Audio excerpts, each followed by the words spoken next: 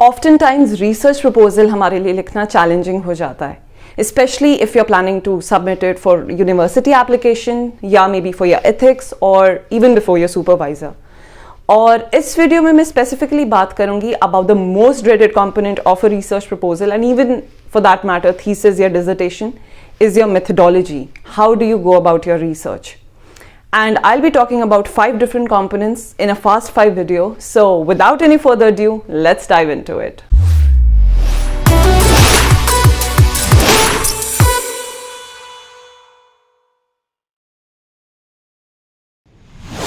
So before we begin, पहले समझ लेते हैं कि methodology इतनी important क्यों है। अब मुझे एक बात बताओ, अगर कोई भी सक्सेसफुल पर्सन अपने एरियाज में है, से कोई एक्टिंग फील्ड में है या कोई स्पोर्ट्स फील्ड में है, हमें हमेशा ये चीज़ रहती है कि इस पर्सन ने जो अकम्पलिशमेंट अचीव करी है, how did they go about it, what was the process. तो हमेशा क्योंकि हमारा फोकस प्रोसेस या किसी के हाउस पे रहता है, वैसे ही जब रिसर्च प्रपोजल की बात आती है तो जो आपको यूनिवर्सिटी में एडमिट करना चाह रहे हैं या जो आपको एथिक्स अप्रूवल देना चाह रहे हैं, वो ये जानना चाहते हैं कि how do you plan to go about your thing. अगर आप कोई टॉपिक को एक्सप्लोर करना चाह रहे हो, कोई क्वेश्चन है माइंड में, तो how do you plan to answer that question, that is what is the prime focus. वैसे अगर मैं एक और एग्जाम्पल साइट करूं, say you plan to go to Maldives this summer, तो आप एक प्लान रूट बनाते हो, एक इटिनरी आपके पास होती है to know how would you go about the entire trip. वैसे ही आपकी मेथडोलॉजी का पर्पस है। So talking about your very first component of methodology is your research philosophy. अब गवर्नमेंट्स की भी अपनी अपनी फिलॉसफीज होती है बेस्ड ऑन द पॉलिसीज जो वो लेके आते हैं। मार्क्सिस्ट पॉलिसी अलग है, सोशलिस्ट पॉलिसी अलग है, डेमोक्रेटिक अलग है। वैसे अगर मैं आपकी रिसर्च की बात करूं या जो मेथड आप अडॉप्ट करोगे, that will depend on your philosophy. इस केस में फिलॉसफी को डिवाइड करेंगे हम in terms of positivism and interpretivism. Positivism का इस केस में मतलब ये है कि एक ही रियलिटी एग्जिस्ट करती है जो ऑब्जर्वर के बाहर है, ऑब्जर्वर या रिसर्चर, दैट इज यू। वहीं इंटरप्रेटिविज्म के हिसाब से रियलिटी डिफर्स। रियलिटी बहुत सब्जेक्टिव है, जो डिपेंड करती है एक पर्टिकुलर रिसर्चर पर जो उस फिनोमिनन को एक्सप्लोर करने की कोशिश कर रहा है। This brings me to your second component which is your research type. आपने एज साइकोलॉजी स्टूडेंट्स इंडक्टिव और डिडक्टिव रीजनिंग के बारे में सुना होगा। Inductive goes from specific to general and deductive from general to specific.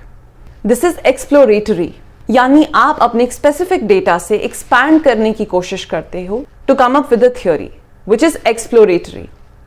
वहीं अगर मैं डिडक्टिव की बात करूं तो थ्योरी इज ऑलरेडी एस्टैब्लिश्ड और आप अपने डेटा से उस थ्योरी को एक्सटेंड करने की कोशिश कर रहे हो, which is confirmatory. So now क्योंकि आपको रिसर्च फिलॉसफी और टाइप के बारे में पता चल चुका है, तो next thing is whether you are a qualitative, quantitative or a mixed method researcher. Tying it back to your research philosophy, मुझे जल्दी से कमेंट सेक्शन में बताओ what sort of researcher are you? I'm super excited to know your answers. Next component आता है आपका time horizon, यानी आपके पास कितना टाइम है उस पर्टिकुलर रिसर्च स्टडी को कंडक्ट करने के लिए। तो अब बात करते हैं about your cross sectional and longitudinal types. Cross sectional वो यानी आप एक ही बार में डेटा गैदर कर लेते हो, और लॉन्गिट्यूडनल वो जिसमें आप मल्टीपल टाइम्स डेटा गैदर करोगे over a period of time. तो अगर आप मास्टर्स परस्यू कर रहे हो जहां पे आपकी time limitation is just 2 years, choosing a longitudinal approach would be one of the most foolish decisions. वहीं अगर मैं पीएचडी की बात करूं या maybe further on as a professor, अगर आप कोई और रिसर्च कंडक्ट करना चाहते हो, then you can definitely opt for a longitudinal study.